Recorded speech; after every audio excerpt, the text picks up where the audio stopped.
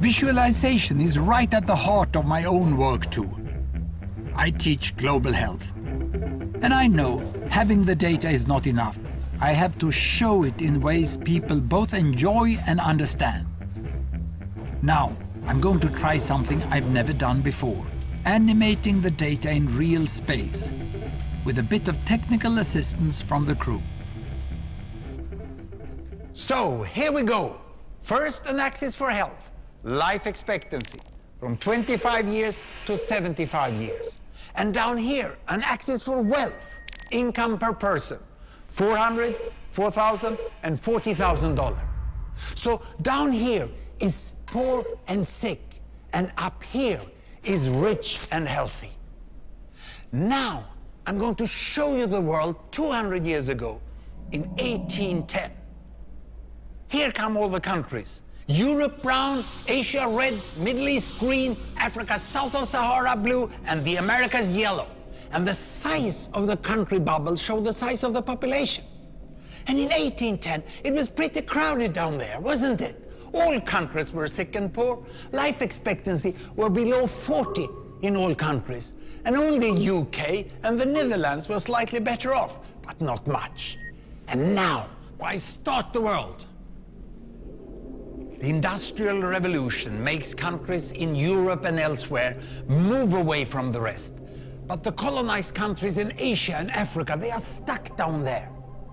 And eventually, the Western countries get healthier and healthier.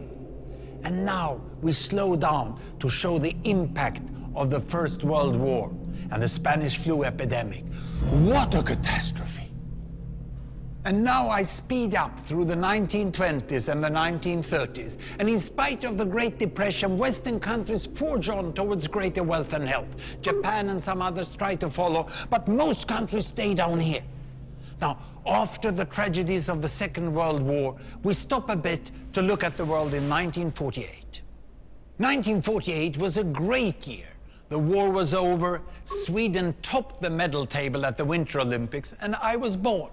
But the differences between the countries of the world was wider than ever. United States was in the front, Japan was catching up. Brazil was way behind, Iran was getting a little richer from oil, but still had short lives. And the Asian giants, China, India, Pakistan, Bangladesh, and Indonesia, they were still poor and sick down here. But look what is about to happen. Here we go again. In my lifetime, former colonies gained independence, and then finally they started to get healthier and healthier and healthier. And in the 1970s, then countries in Asia and Latin America started to catch up with the Western countries. They became the emerging economies. Some in Africa follows. Some Africans were stuck in civil war and others hit by HIV. And now we can see the world today in the most up-to-date statistics.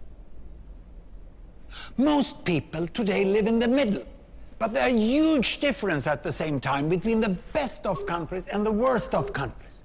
And there are also huge inequalities within countries. These bubbles show country averages, but I can split them. Take China, I can split it into provinces. There goes Shanghai. It has the same wealth and health as Italy today. And there is the poor inland province Guizhou. It is like Pakistan. And if I split it further, the rural parts are like Ghana in Africa.